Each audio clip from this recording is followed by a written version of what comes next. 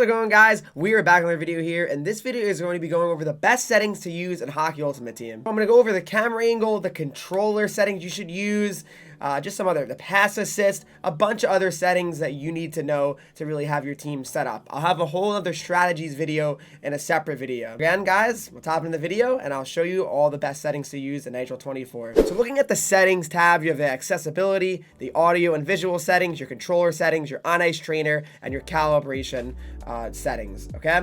So looking at the accessibility one, first of all, this one is very much so just what you're looking for. I mean, I personally have the player indicator size on small. I don't want it to be too big. I feel like medium is too big, honestly, for the player indicator size. I like that to be small personally. This is what the medium circle looks like when your player picks up the puck. That is the medium circle, and here's the small circle. So to me, it's just more clean, and it's not as big. It's not a huge difference, but I think small is the best one to play on. And then when you also got the puck size and the puck highlight, I'd probably leave those. So normal for puck size and puck highlight being medium. That's fine. I don't think there's anything wrong with those for the most part. I mean, it's all preference when it comes to certain things like that. But for me, the puck size and the puck highlight, I think you should probably leave that at medium and normal. Audio accessibility, again, it's more of an optional thing here too. Like, do you want to hear the arena music? Do you want to hear the commentators? Do you want to hear, the goal horn? Well, I mean, the goal horn you probably want to hear, but do you want to hear the crowd volume? It all just depends on what you really want to hear and how loud you want the things to really be that you do hear. So, I mean, all of more of a preference one for audio. So a big one here is the visual settings, all right? The visual settings is very important, okay? So for me, auto zoom, you want to turn that off, okay? That's one thing that I'm going to tell you right now. You want to turn auto zoom off. To me, having auto zoom off is just better because it's just not trying to like move around too much the camera. I think overhead is personally the best camera angle, but I'll say this. I'll give you a few options what I think are potentially decent ones. Yeah, overhead, and here's what overhead kind of looks like. I personally like it because you can see all the players on the ice.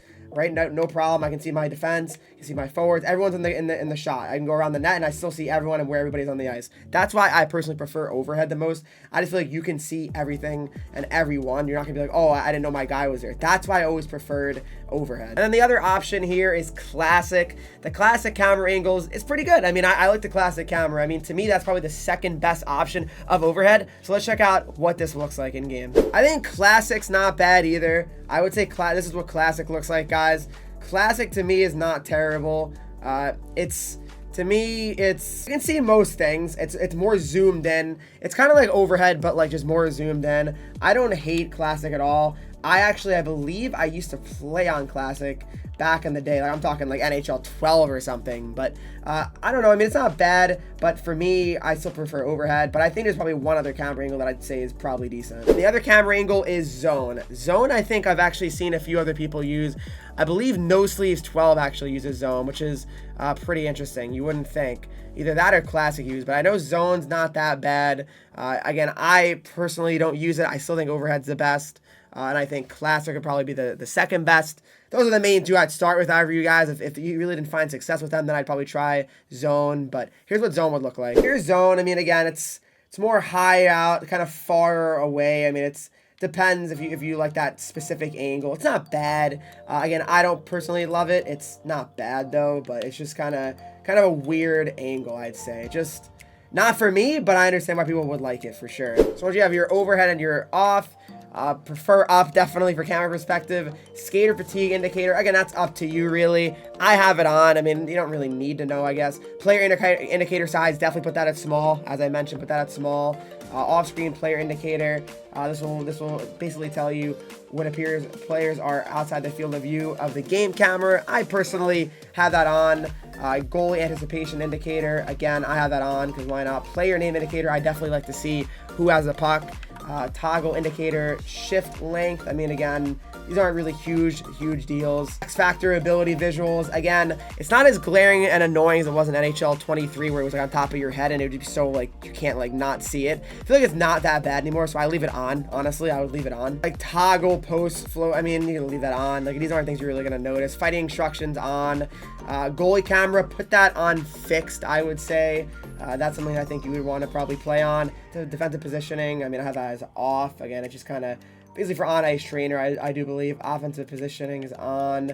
Puck highlight, medium. Positional indicators, I have that off. Puck size, again, normal, I mentioned. Score clock overlay, you want to probably leave that on authentic, I would say.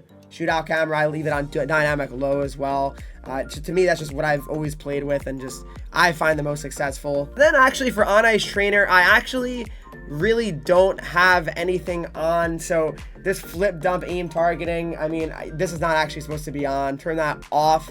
I think what I do like to have on is the offside warning. Okay, now what does that mean? Well, basically I will say keep it on, and the reason why I say that is because it's nice to have it pop up.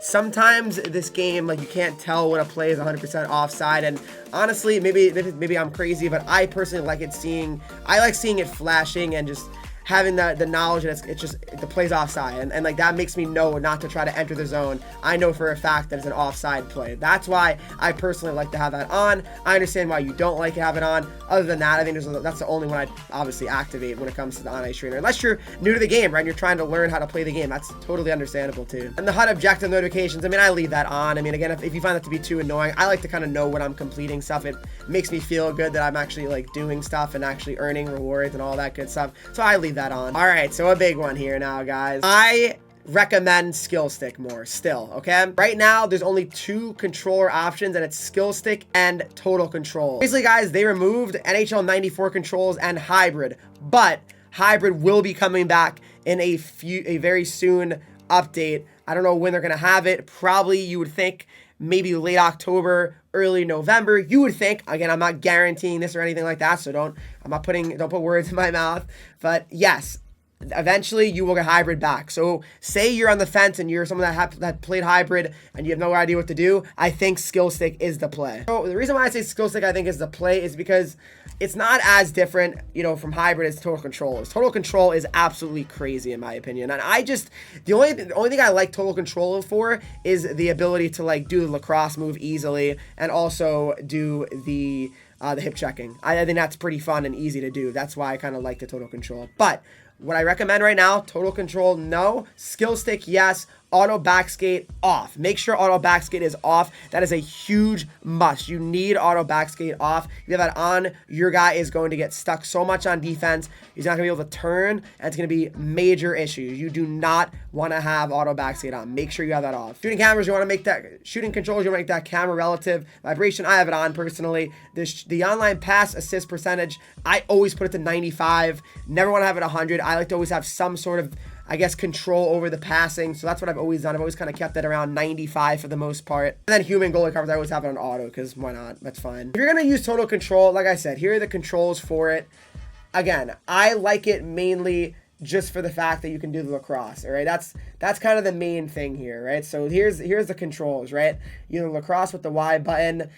You shoot the same way, right? I mean, it's very similar stuff here. I mean, it's not like it's a completely different thing, but for me, I just don't love it. I don't know. I find it, maybe I'm just so used to the skill stick. Maybe that's on me. I should be trying to learn the total control, but for me, I think skill stick is still the #1 control setup right now in the game. If you want to challenge, if you've been playing the game for a while, I can't really hate. If you guys want to try something different, I definitely understand it. But for me, you guys are trying to be competitive players, trying to get to Division 3, 2, 1, whatever you might want to be ending up in, I would go with skill stick. And especially, again, if you're someone that used to play hybrid, I think skill stick is the closest to what we have. I don't think total control is really as close as hybrid as skill stick is to hybrid. So that's kind of all for the best settings right now in NHL 24 HUT at launch. All right, guys, thanks so much for watching the video. Again, things could change. I could definitely change my mind on some of these things, but for the most part, these are going to be probably the best settings you can run with early on in the year. Guys, thanks so much for watching this video. Hope you guys have enjoyed the content so far, and make sure you leave a like, subscribe if you have not already, and I'll see you guys all in next video.